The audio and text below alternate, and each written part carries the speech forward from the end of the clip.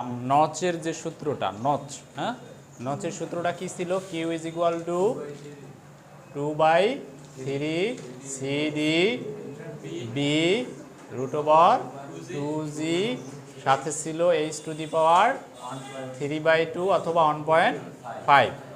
এটা ছিল আয়তাকারের ক্ষেত্রে নাকি? আর ত্রিভুজাকারের ক্ষেত্রে এই বি এর বদলে আমরা কি বসাইতাম? tan θ/2। ত্রিভুজাকারের ক্ষেত্রে বি এর জায়গায় এটা বসতো, আর বাকি সবাই সেম। এই এইচ এর উপরে পাওয়ার ছিল 5/2 বা আড়াই, আর এখানে ছিল 8/15। এই দুইটা জায়গায় পার্থক্য ছিল। তাহলে এখন আমরা ত্রিভুজাকারটা প্রমাণ করব না, আমরা প্রমাণ করব আয়তাকার নচেরটা। কিসেরটা? আয়তাকার নচেরটা। এখন আয়তাকার নচ আমরা কি রকমের জানি বলছিলাম? যে এরকমের একটা আয়তাকার ট্যাঙ্ক আছে, একটা আয়তাকার এভাবে পানির ট্যাঙ্ক আছে। এই ট্যাঙ্কের এখানে একটা ছোট্ট আয়তাকার একটা কি আয়তাকার একটা উপরের দিক থেকে উপরে খোলা এরকমের একটা আয়তাকার ছিদ্র। তাহলে পানি যদি টুইটুম্বর অবস্থায় থাকে তাহলে এখান থেকে পানি কি করবে? পানি বের হবে। এখন এই বের হওয়ার পরিমাণ প্রতি সেকেন্ডে কত, সেইটাই তো কিউ নাকি? প্রতি সেকেন্ডে কি পরিমাণে পানি বের হয় সেইটার মানে হয়েছে কিউ।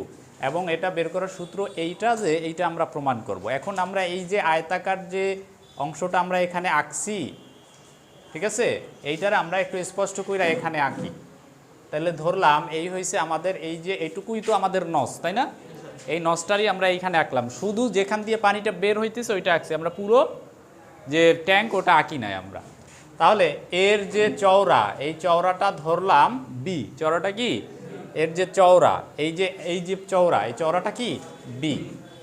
আর এর যে উচ্চতা, এই উচ্চতাটা হয়েছে এইচ। উচ্চতাটা কি? এইচ। এখন আমরা কি করব? এর মাঝখানে ক্ষুদ্র একটা ফালি আমরা কল্পনা করব, ক্ষুদ্র একটা ফালি কল্পনা করব, ঠিক আছে? এবং এই ফালিটার যে চওড়া, এই চওড়াটা হয়েছে ডিএইচ। চওড়াটা কি? ডিএইচ। এটা ছোট হাতের এইচ দিয়ে আমরা লিখি আপাতত, ডিএইচ, অথবা বড় যে কোনোটাই তুমি লিখতে পারো, ছোট হাতের এইচ বড় হাতের এইচ, ডিএইচ, ঠিক আছে? তাহলে এই ক্ষুদ্র ফালির ক্ষেত্রফল কি হবে? ক্ষুদ্র ফালির দৈর্ঘ্য আছে কতটুকু? এদিকে দৈর্ঘ্য কত? বি, আর পুরুত্ব কত? ডিএইচ। তাহলে এইটার যে ক্ষেত্রফল কি হবে? B into DH. এ পর্যন্ত সবাই বুঝছি, তাই না? এখন এই ক্ষুদ্র ফালির মধ্য দিয়ে কি পরিমাণে পানি নির্গমন হইতেছে আমরা জানি। কিউ ইকুয়াল টু কি? A V. Q equal to কি? এ ভি, তাই না? কিউ ইকুয়াল টু কি? A V. এখন এ মানে কি? B into DH. এ মানে কি? এ মানে হয়েছে বি ইন্টু ডিএইচ, ঠিক আছে? আচ্ছা, এরপরে বাকি রইল কে? বাকি রইল এদিকে, সরি, বা এটা হচ্ছে এ, এর সাথে গুণ দেব কি? ভি, বেগ, তাই না? আচ্ছা, এর সাথে আমরা ভি গুণ দিলাম। এখন আমরা বলছিলাম যে যেহেতু এই পানি নির্গমনের সময় মানে নির্গমনের একটা সহগ আমাদের থাকে সিডি, এজন্য এর সাথে একটা নির্গমন সহগ আমাদের গুণ দিতে হবে, ঠিক আছে? তাইলে আমরা অ্যাকচুয়াল নির্গমন যেটা সেইটা পেয়ে যাব, ঠিক আছে? তাত্ত্বিক নির্গমন একটা, এইটা হচ্ছে তাত্ত্বিক নির্গমন আমরা বলতে পারি। এর সাথে যখনই তুমি সিডিটারে গুণ দিবা তখনই অ্যাকচুয়াল নির্গমনটা আমরা পেয়ে যাব নাকি? ফাহিম, সিডি বের করার সূত্র বল। সিডি কিভাবে পাইছিলাম আমরা? মনে নাই? সিডি এইটা আমরা পাইছিলাম কিউ টিএইচ।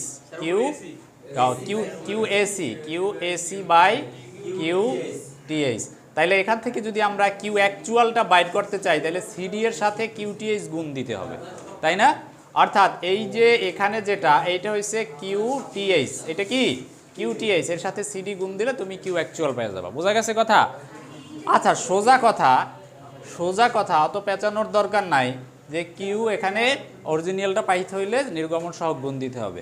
তাইলে এইটা হচ্ছে নির্গমন সহগ, এইটা হচ্ছে এ, আর এইটা হচ্ছে ভি। এখন এই ভি মানে তাত্ত্বিক বেগ। ভি মানে কি? তাত্ত্বিক বেগ। এই তাত্ত্বিক বেগ বের করার সূত্র বলতে হবে কারো। হিমেল বল, হিমেল, তাত্ত্বিক বেগ বের করার সূত্র।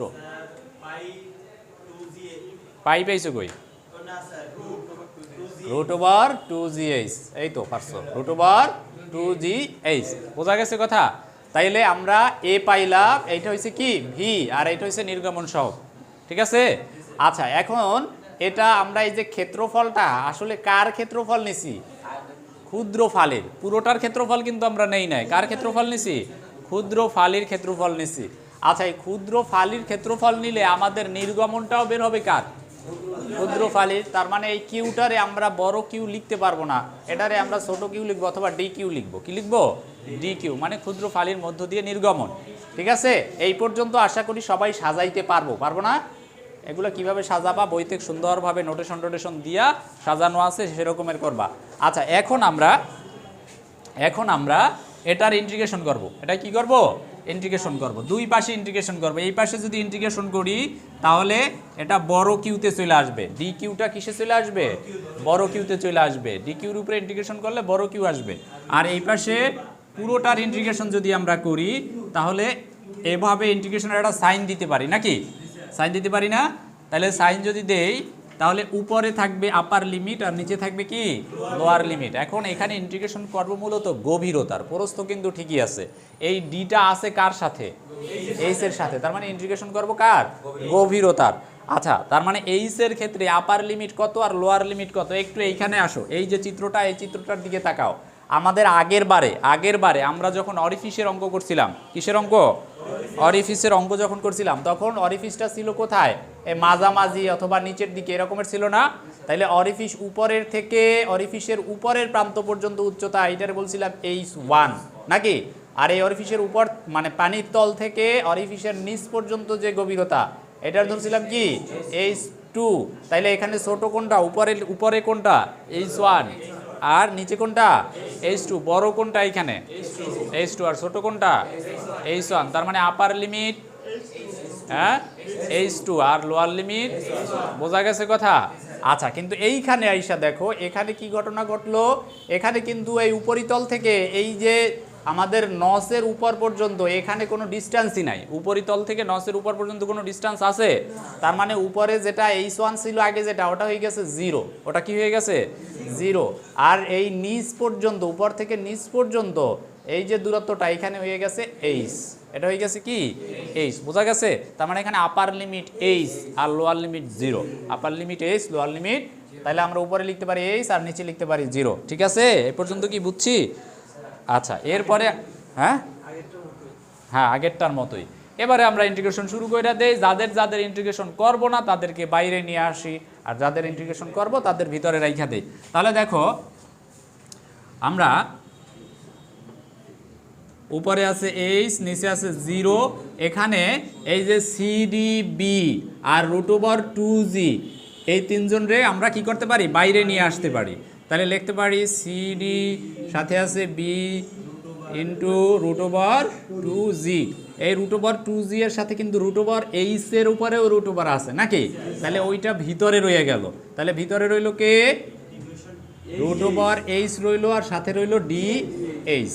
ঠিক আছে, উপরে লিমিট h, নিচে লিমিট 0। আচ্ছা, এখন দেখো আমরা এই √h মানে এই h এর উপরে পাওয়ার হাফ নাকি? h এর উপরে পাওয়ার কত? হাফ। এখন এরকমের যদি হয়, আমরা ইন্টিগ্রেশনের যে সূত্র সেখানে শিখে আসছিলাম কি জানি? x এর উপরে পাওয়ার যদি থাকে n, তাহলে সে তার ইন্টিগ্রেশনের পরে সেটা দাঁড়াবে x ইন্টু x এর উপরে পাওয়ার n+1 বাই n+1। এখন এইখানে n মানে কত? হাফ। n মানে কত? হাফ। আর x মানে h, x মানে কত? h। তাহলে n এর জায়গায় এখানে বসাও হাফ। এটা তুমি ইন্টিগ্রেশনের মধ্যেও 2-3 লাইন কইরা নামাইতে পারো, কোনো সমস্যা নাই। আচ্ছা, আর নিচে এখানে n মানে কত? হাফ। এখন এই দুইটা যদি যোগ করি তাহলে এখানে রেজাল্ট আসে 3/2। আর এখানেও তাহলে কত আসবে? 3/2 আসবে। তার মানে আমরা এই যে CD এর রাইখা দেই, সাথে B আছে এরও রাইখা দেই, √2g এরও রাইখা দেই। এখন ইন্টিগ্রেশনের সূত্র বসায়া ফেলাইছি আমরা, সুতরাং এই যে সাইন এটা উঠা যাবে। এখন একটা ব্র্যাকেট দিয়ে দিলাম। ঠিক আছে, এরপরে ভিতরে কি রইল? উপরে রইল h এর উপরে পাওয়ার 3/2 আর নিচে কত? 3/2। এখন এইখানে দিবা আপার লিমিট, এইখানে দিবা লোয়ার লিমিট। ঠিক আছে। আচ্ছা, এখন দেখো এই 3/2 রে যদি এর সাথে তুমি গুণ করো, এই 3/2 রে এর সাথে যদি তুমি কি করো? গুণ করো, তাইলে কি দাঁড়ায়? h এর উপরে পাওয়ার আছে 3/2 ইন্টু এখানে গুণ করলে হয়ে যাবে 2/3, ঠিক আছে না? ঠিক আছে, এই যে এখান থেকে এর সাথে যদি এটা তো ভাগ আছে, এটা গুণ করলে উল্টা যাবে, উপরে যাবে 2, নিচে আসবে 3। আচ্ছা, তো তাহলে এখন এই যে 2/3 এর বাইরে নিয়ে আসি আমরা, তাহলে কি দাঁড়ায় এখানে 2/3 সাথে আছে CD into B into √2g। এখন বাকি রইল কে এখানে এইচ এর উপরে পাওয়ার 3/2। এখন এই যে এইচ এর জায়গায় একবার বসাবো এই আপার লিমিট, আর একবার মাইনাস দিয়ে আর একবার বসাবো লোয়ার লিমিট। তাহলে এখানে এইচ এর জায়গায় যদি তুমি বড় হাতের এইচ বসাও তাহলে কি দাঁড়ায়, এইচ এর উপরে পাওয়ার একবার 3/2 মাইনাস 0 এর উপরে আবার একবার পাওয়ার 3/2। তাহলে এটা দেওয়ার না দেওয়া কি কথা, একই কথা, তাই না? তাহলে বাকি রইল শুধু এইটুকু। এখন তুমি ব্র্যাকেট উঠিয়ে দিলেও কোনো সমস্যা নাই, বোঝা গেছে কথা? তাহলে এইটাই হচ্ছে গিয়ে আমাদের কাঙ্ক্ষিত প্রমাণ, 2/3 CDB √2g h⁻³ এটা কি পারা যাবে? এটা কিন্তু 2-1বার হয়তো বা আসছে। আচ্ছা, তাহলে আমাদের নচের চ্যাপ্টার শেষ। এবারে আমরা উইয়ার শুরু করব। কি শুরু করব? উইয়ার শুরু করব। উইয়ারের ক্ষেত্রে আমাদের 2-3টা সূত্র একটু মাথায় রাখতে হবে। হ্যাঁ, উইয়ার আমরা বুঝতেছি, বই বাইর করছো সবাই? উইয়ারের সংজ্ঞাটা একজন একটু পড়ো।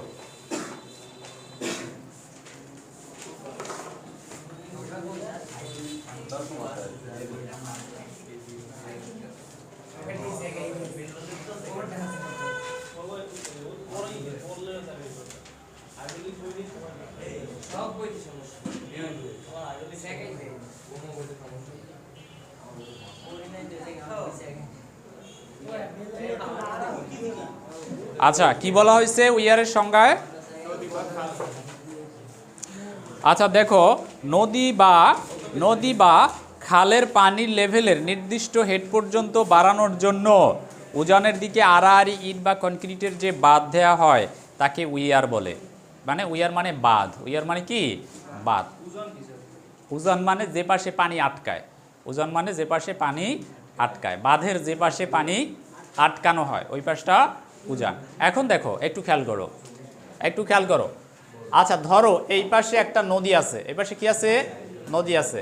এখন এই মাঝখানে আমি একটা বাঁধ দিছি, মাঝখানে কি দিছি আমি?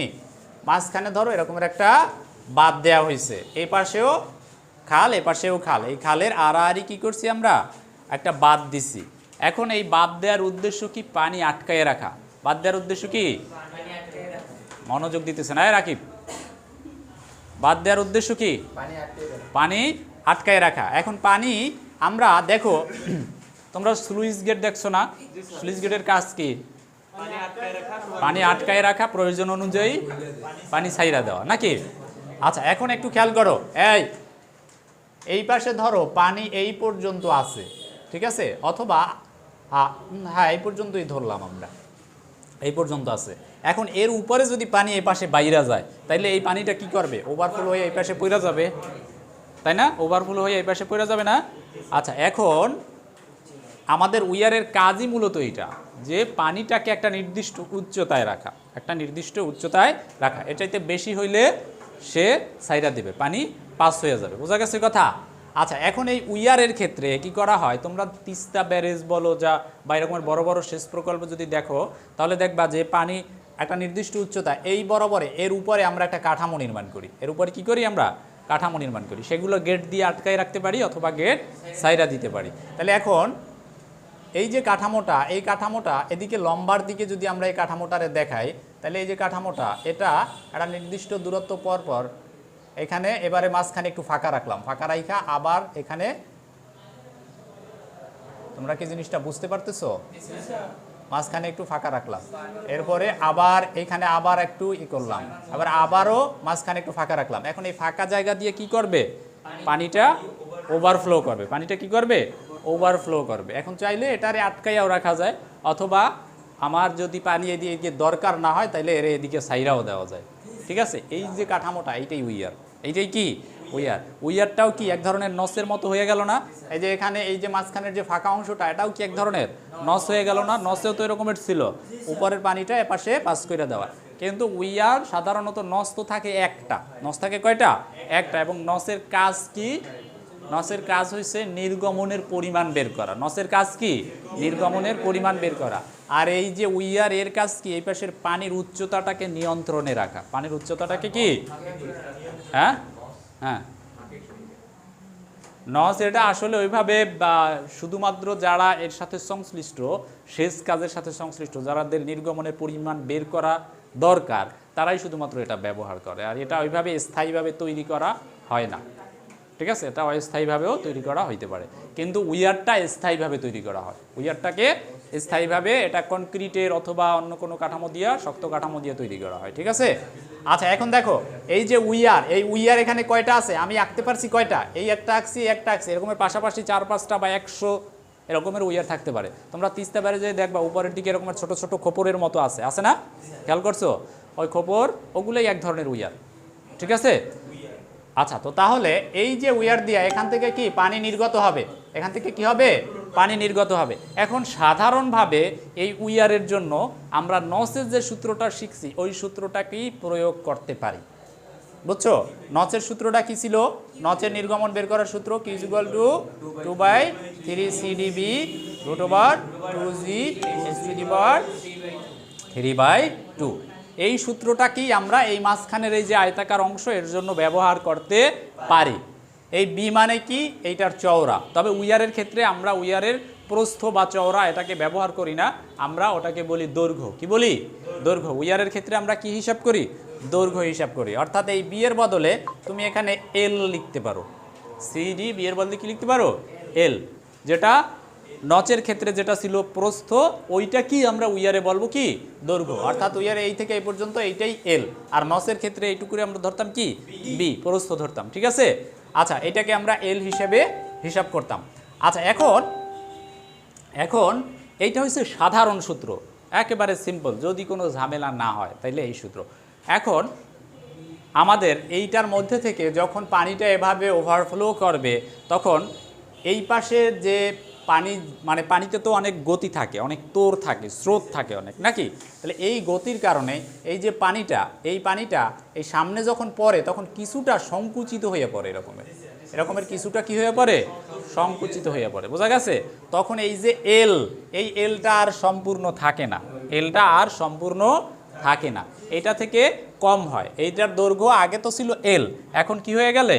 কইমা গেলে, যেহেতু সংকুচিত হয়ে পড়তেছে। এরকমের একটা চিত্র তোমরা হয়তো বা উইয়ারের ওইখানে পাইতে পারো। কত? দেখো 226 পৃষ্ঠায় এখানে দেখানো হয়েছে, এক পাশে এল আছে আর অন্য পাশে পানিটার যে ফ্লোটা সংকুচিত হয়ে পড়তেছে, এটা দেখানো হয়েছে, তাই না? এখন এই যে সংকোচনের পরিমাণ, এই যে এইখানে এই যে এই মাথা থেকে এই সংকুচিত দৈর্ঘ্য, এইখানকার যে পরিমাণ, এই যে দৈর্ঘ্যটা, এই দৈর্ঘ্যটা এর পানির উচ্চতার 10/1 পানির উচ্চতার 10/1। তার মানে পানি উচ্চতা যা ছিল এর সাথে গুণ দিবা কত? 1/10, ঠিক আছে? এক পাশে এটাকে দশমিকে নিলে কত পাবা? 0.01। 0. কত? 01 না 1? 0.1। আচ্ছা, তাহলে এটা হইছে সংকুচিতর পরিমাণ। এখন তার মানে এই যে এল, এলটাকে কি আর আমরা এল রাখতে পারি? এলটাকে কি বলতে পারি? এলটাকে বলতে পারি L minus 0.1, L minus 0.1 into H, এরকমের লিখতে পারি। এখন এরকমের দেখো, সংকুচিত তো আর এক জায়গায় হয় না, সংকুচিত হয় কয় জায়গায়? এই যেমন একটা উইয়ার থাকলে দুই জায়গায়, এই পাশে এই পাশে, আবার এই পাশে এটাও যদি থাকে তাহলে এখানেও সংকুচিত হবে, এখানেও সংকুচিত হবে। তাইলে কিনারা দেখবা যে কয়টা কিনারা আছে, কয়টা কিনারা আছে। এই যে চিত্রটা তোমরা এখানে যে চিত্রটা দেখতেছো 226 পৃষ্ঠায় নিচের দিকে দেখো, এই যে চিত্রটা, ঠিক আছে? এখানে তিনটা উইয়ার আছে। কয়টা উইয়ার? তিনটা। এই তিনটা উইয়ারের ক্ষেত্রে আমার সংকোচন হয়েছে কয় জায়গায়? 3 জায়গায় হয়েছে। কিন্তু আমরা যদি কিনারা থেকে হিসাব করি, কিনারা পাইতেছি কয়টা? 6টা। কিনারা কয়টা পাইতেছি? 6টা। এই জন্য এই যে সূত্রটা এখানে, এই যে আমরা এল যেখানে লিখতাম, এই এলের জায়গায় আমরা বলতে পারি এল মাইনাস এন ইন্টু 0, অথবা এই 0.1টাকে আগে লিখি, 0.1 ইন্টু এন এর সাথে এইচ। এই এন মানে কয় জায়গায় সংকোচন হয়েছে, কয় জায়গায় সংকোচন হয়েছে। এখানে যদি 6 জায়গায় হয়, যেমন এইখানে কয় জায়গায় হয়েছে 6 জায়গায়, তার মানে n এর জায়গায় বসাবাস হয়, ঠিক আছে। আর h মানে উচ্চতা, h মানে কি উচ্চতা, তাহলে l এর জায়গায় আমরা এইটাকে বসাই দেব। কেন বসাইছি আশা করি বুঝছি আমরা। এরপরে বাকি যারা ছিল কি ছিল, √2g, আর এখানে ছিল h⁻³ বাকিরা এখানে বসাই দিলাম, ঠিক আছে। এখন এটাকে যদি আমরা সব মিলে যদি আমরা এই যে নির্গমন সহগের জায়গায় যদি একটা নির্গমন সহগ বসাই, এখানে 2/3 আছে, এই জি এর জায়গায় 9.81, এগুলোর যদি বসাই, তাহলে এই সূত্রটাকে আমরা কনভার্ট করে আরও এক ধাপ সামনে আগায় নিতে পারি, ঠিক আছে। সেটা কি, সেটা হইছে সূত্রটা এরকমের দাঁড়ায় 1.84, কি দাঁড়ায় 1.84, এরপরে L মাইনাস, এখানে এই যে সিডিটিডি আর থাকবে না, L মাইনাস 0.1 NH, আর সাথে এদিকে আর কি আছে, তখন h⁻² ওইটাই থাকে, 3/2 এটাই থাকে নাকি। আচ্ছা, এই অধ্যায়ের প্রথম যে পৃষ্ঠাটা আছে ওই পৃষ্ঠার সূত্রগুলো আছে কত পেজে?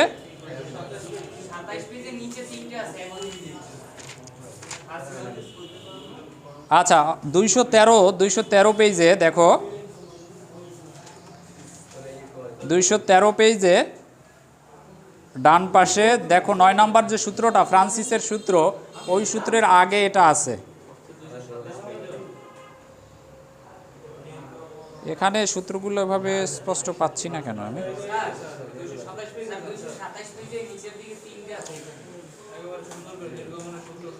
আচ্ছা দেখো, এই যে 6 নম্বর আছে না, 6 নম্বরের 3 নম্বর যে সূত্রটা, 6 নম্বরের 3 নম্বর যে সূত্রটা, এই সূত্রটাই হয়েছে আমাদের উইয়ারের h⁻³/2, এই সূত্রটা হয়েছে উইয়ারের সূত্র। তাইলে উইয়ারের নর্মাল সূত্র পাইছিলাম কয়টা, সাধারণ যে সূত্রটা, সাধারণ সূত্রটা কি ছিল, Q = 2/3 CD, B বদলে আমরা L বসাবো, L, এরপরে √2g h⁻³/2, ঠিক আছে। এটা ছিল আমাদের কমন সূত্র, এটা হয়েছে আমাদের একটু সামনে আগাই অ্যাডভান্স সূত্র, ঠিক আছে।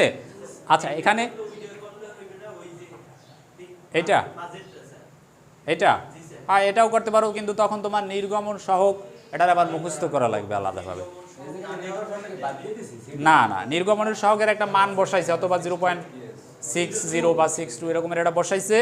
এই যে জি এর জায়গায় 9.81 বসাইছে, তাহলে এইটা তিনটা গুণ দিয়ে এখানে 1.84 বসাইছে, ঠিক আছে।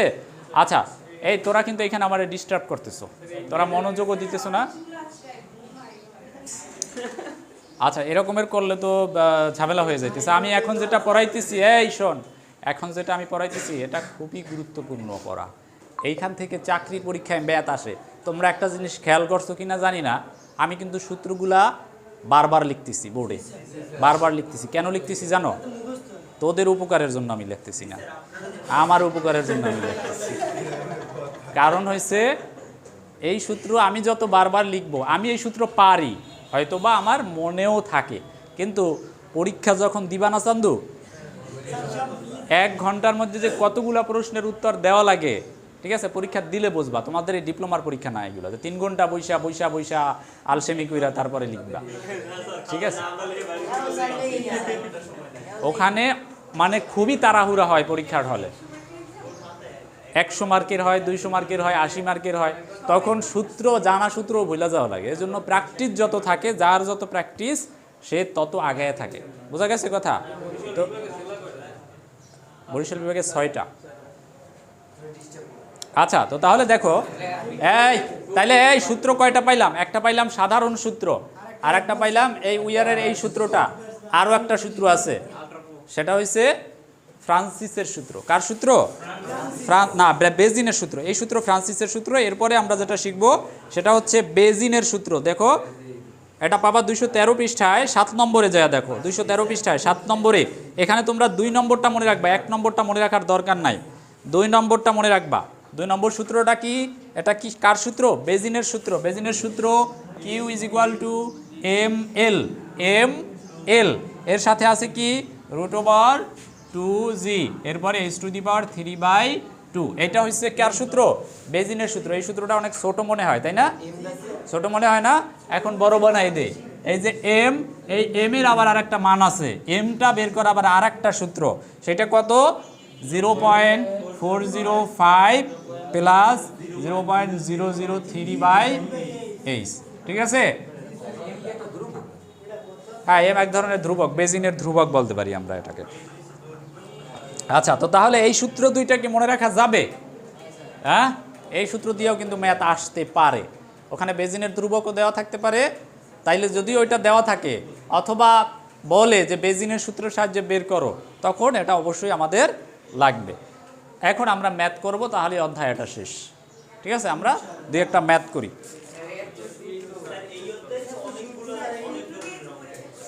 না, এই অধ্যায় অনেক ধরনের অঙ্ক না, আগের অধ্যায় ছিল অনেক ধরনের অঙ্ক। আচ্ছা, আমরা নসের অঙ্ক তো করছি নাকি? এবারে ওয়ারের অঙ্কে যাই। ওয়ারের অঙ্কের ভিতরে প্রথম 23 নাম্বার, এটা আমি করব না। এই যে 23 নাম্বার অঙ্কটা বাইর করো, 231 পৃষ্ঠায় প্রথম যে ওয়ারের অঙ্কটা আছে, ওই অঙ্কটা সবাই বাইর কর। কি বলা আছে দেখো।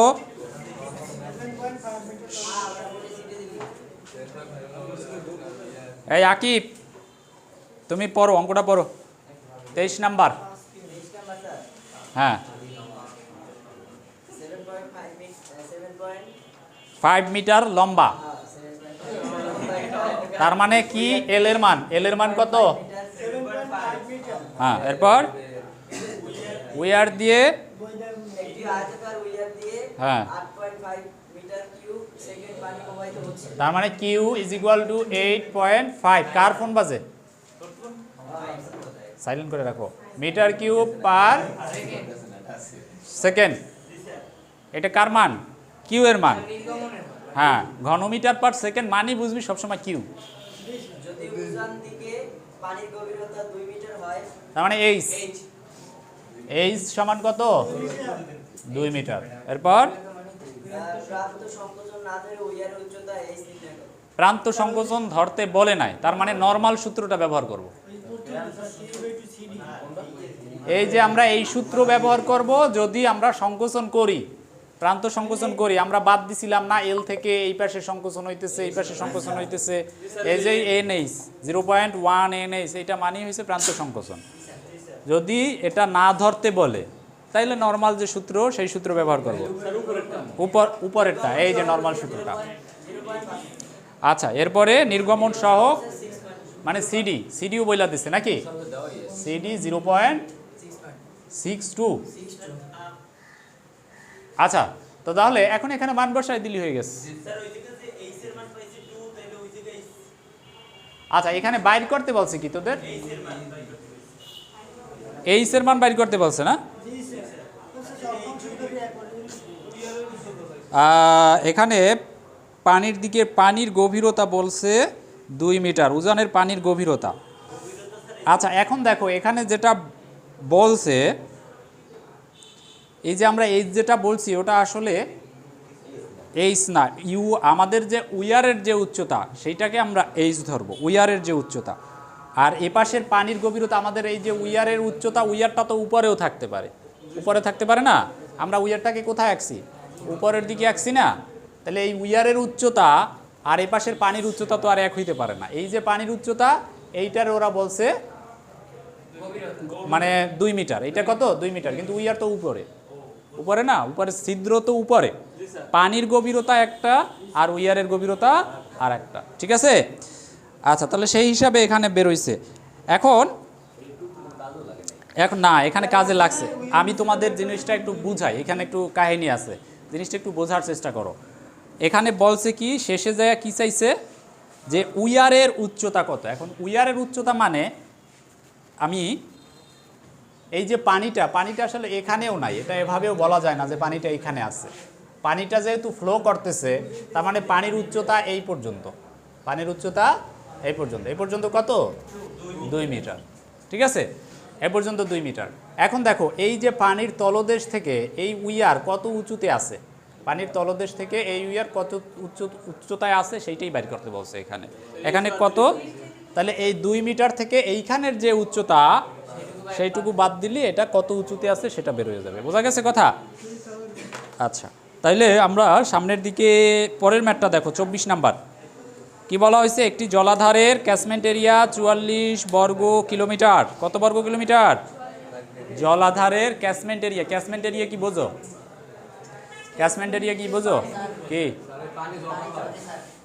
পানি জমা হয়? ক্যাচমেন্ট এরিয়া মানে হচ্ছে যে একটা বৃষ্টি হয় না, বৃষ্টি হইলে যেসব এলাকার পানি যায়া একটা নদীতে পড়ে অথবা একটা পুকুরে পড়ে অথবা একটা লেকের ভিতরে যে পড়ে, তো এই যে এলাকার পানি যে ওইখানে পড়ে ওই এলাকাটাই হচ্ছে ক্যাচমেন্ট এরিয়া। তার মানে এক একটা জলাধারের ক্যাচমেন্ট এরিয়া এক একটা। যেমন আমাদের কীর্তনখোলা নদীতে একটা এলাকার পানি যাইয়া ওখানে পড়ে যাইয়া, তার মানে ওই এলাকাটা হচ্ছে কীর্তনখোলার ক্যাচমেন্ট এরিয়া। আবার ওদিকে সন্ধ্যা নদীর পানি, সন্ধ্যা নদীতে ওই সব আশেপাশে এলাকার পানি যে সন্ধ্যা নদীতে পড়ে, তার মানে ওই এলাকাটা হচ্ছে সন্ধ্যা নদীর ক্যাচমেন্ট এরিয়া। বোঝা গেছে? তার মানে জলাধার প্রত্যেকটার ক্যাচমেন্ট এরিয়া আলাদা আলাদা হয়। তাহলে এখানেও এরকমের বলা হয়েছে যে ক্যাচমেন্ট এরিয়া 44 বর্গ কিলোমিটার। ওই এলাকার গড় বার্ষিক বৃষ্টিপাত এর পরিমাণ 2200 সেন্টিমিটার। কত সেন্টিমিটার? 2200 সেন্টিমিটার। এখন ওই পানি যাইয়া পড়ার আগে যদি ওই পানিটা না পড়তো তাহলে ওই এলাকা ডুইবা যাইতো। কি হইতো? ওই এলাকা ডুইবা যাইতো। এবং ডুইবা কতখানি উঁচু হইতো জানো? এই যে বৃষ্টিপাতের পরিমাণ যেটা বলা হয় এটা আসলে কি, এটা মাথার ভিতরে স্বাভাবিকভাবে ঢুকায় নাও যে ওই পানিটা যদি গড়াইয়া না যায়, যেখানকার পানি ওইখানেই যদি স্থির থাকে, গড়াইয়া যদি নদীতে বা পুকুরে খালে যদি না পড়ে, তাহলে পানিটা কি আস্তে আস্তে উঁচু হবে না? উঁচু হইয়া কত সেন্টিমিটার উঁচু হবে? 2200 সেন্টিমিটার। বোঝা গেছে কথা? এইটাই এখানে বলা হয়েছে। আচ্ছা, এরপরে কি বলা হয়েছে? যার 60% উইয়ার দিয়ে প্রবাহিত হয়। কত পার্সেন্ট? 60% উইয়ার দিয়ে প্রবাহিত হয়। তার মানে ধরো ওই এলাকার কত ক্ষেত্রফল কত পাইছি আমরা? 44 বর্গ কিলোমিটার। কত কিলোমিটার? 44 বর্গ কিলোমিটার। এটারে বর্গ মিটারে নাও। 44 কিলোমিটার স্কোয়ার। এটাকে যদি বর্গ কিলোমিটারে নাও তাইলে 1000 না, 44 এর সাথে গুণ দিবা 1002 বার। কয়বার? 1002 বার গুণ দিবা, তাইলে এ বর্গ মিটারে চলে যাবে। বোঝা গেছে কথা? বুঝি নাই কি বলছো তুমি? হ্যাঁ, 2 বার একই কথা। ও তুমি বলছো 1000 উপর স্কোয়ার দিবা, আর তাইলেও হয়, একই কথা। আচ্ছা, তাইলে কিসে চলে আসলো? বর্গ মিটারে চলে আসলো। তার মানে ক্ষেত্রফল বর্গ মিটারে চলে আসলো। এখন প্রতি ওটা উঁচু হয়েছে কতখানি? উঁচু হয়েছে কতখানি? 2200 সেন্টিমিটার। তার মানে কত মিটার? 22 মিটার। কত মিটার? 22 মিটার। বুঝছো কথা? তার মানে এর সাথে যদি তুমি 22-এর গুণ দাও তাইলে তুমি পানির পরিমাণ ঘনমিটারে পাবা। পানির পরিমাণ কিসে পাবা? ঘনমিটারে পাবা। তাইলে এর সাথে 22 গুণ দাও, তাইলে কত আসে? 18 into 10 to the power 88। 88 into 10 to the power 6 এত ঘনমিটার। এক বছরে এত ঘনমিটার পানি বৃষ্টিপাত হয়। বোঝা গেছে কথা? এর 60% প্রবাহিত হয় কি দিয়া? উইয়ার দিয়া। তাইলে এর যদি 60% আমরা করি তাহলে 0.60 গুণ দাও, তাইলে এত ঘনমিটার প্রতি বছর প্রবাহিত হয় উইয়ার দিয়া। বুঝছো কথা? এখন ওইটাকে সেকেন্ডে নাও, ওইটাকে সেকেন্ডে নাও। এটা আছে কিসে? ঘনমিটার পার ইয়ারে আছে। কিসে আছে? ঘনমিটার পার ইয়ার। তাহলে ঘনমিটার পার ইয়ার থেকে এক বছরে কত সেকেন্ড এটা দিয়ে যদি ভাগ দাও তাইলে সে ঘনমিটার পার সেকেন্ডে চলে যাবে। এটা কি বুঝছি আমরা? এই যে নামাইতেছি আমরা ধাপে ধাপে, এটা কি বুঝতেছি? আচ্ছা, তাহলে এরে ভাগ দেব কত দিয়া? এই তো বুঝছো, 365 দিন ইন্টু 24 ঘন্টা, একে 60 ইন্টু 60। তাহলে এটাকে যদি আমরা হিসাব করি তাহলে পাওয়া যাবে কত? 2.79 ঘনমিটার পার সেকেন্ড। এইটা হচ্ছে কিউ এর মান। এটা কার মান? হ্যাঁ হ্যাঁ, ওইটাই তো।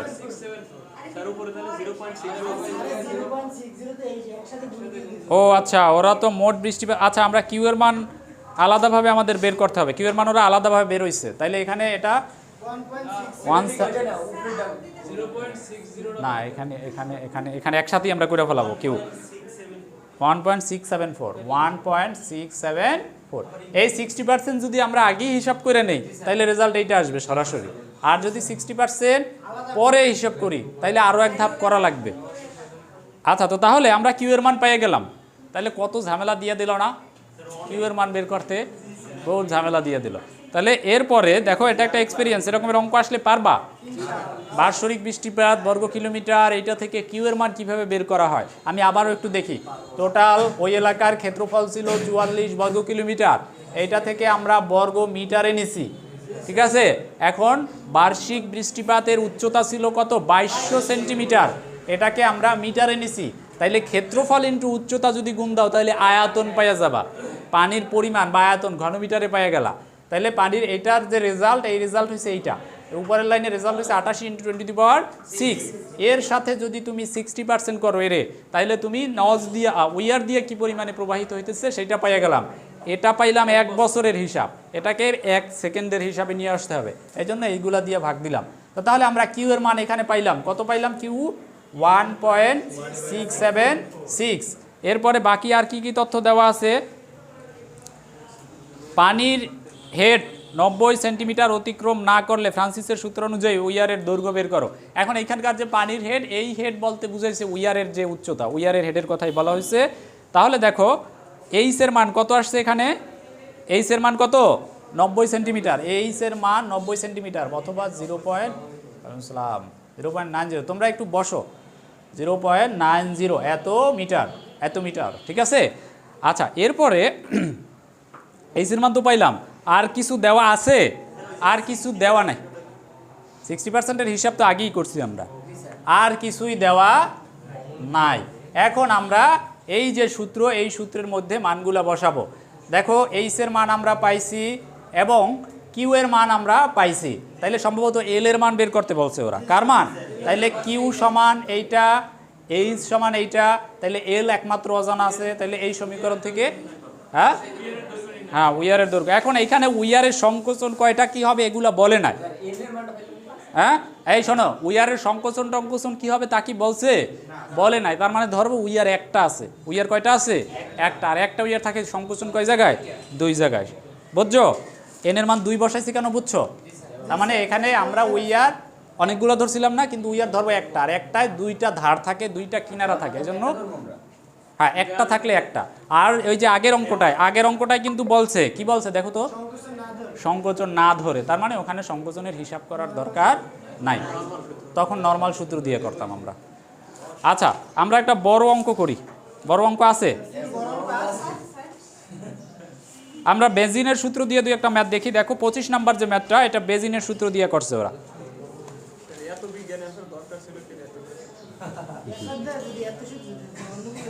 আচ্ছা দেখো, একটি আয়তাকার, এই আয়তাকার উইয়ার 1.5 মিটার লম্বা, কয় মিটার লম্বা, 1.5 মিটার, মানে এল এর মান 1.5 মিটার, এল সমান কয় মিটার, 1.5 মিটার। এরপরে কি বলা হয়েছে, এর উচ্চতা 400 মিলিমিটার, মানে 40 সেন্টিমিটার, মানে 0.40 মিটার, তার মানে এইচ সমান 0.40 মিটার। এরপরে কি বলা হয়েছে, বেজিনের সূত্রের সাহায্যে নির্গমন বের করো। বেজিনের সূত্রটা কই, লেখা নাই না, বেজিনের সূত্রটা বলো তো একজনে, বই দেখেই বলো। আচ্ছা, কিউ ইজ ইকুয়াল টু কি ছিল, এম এল, এর সাথে কি ছিল, √2g, এর সাথে কি ছিল, h⁻²/2। তাহলে এখন এই এম এর মান আবার নিয়ে আসতে হবে। এম এর মান বের করার সূত্র কি, 0.405 প্লাস 0.003/h। তাহলে এখানে এইচ এর জায়গায় ওই এইচ বসাবা, তাইলে এম পাওয়া যাবা। এরপরে এল এর জায়গায় 1.5 বসাবা এবং এইচ এর জায়গায় 0.40 বসাবা, তাইলে আমাদের কিউ এর পরিমাণ বের হয়ে যাবে, ঠিক আছে। তাহলে অধ্যায় শেষ। এটা আরও টুকটাক কিছু অঙ্ক আছে, তোমরা কিন্তু আরও পরের অঙ্কগুলো প্র্যাকটিস করবা, হ্যাঁ আরও অঙ্ক আছে, এগুলো প্র্যাকটিস করতে হবে। আমরা আগামী দিন খোলা চ্যানেল এইটা শেষ করব, খোলা চ্যানেল। এরপরে দেখা যাক কি বাকি থাকে, তোমাদের ফাউন্ডেশন না কি বাকি আছে, এটা বন্ধ করো।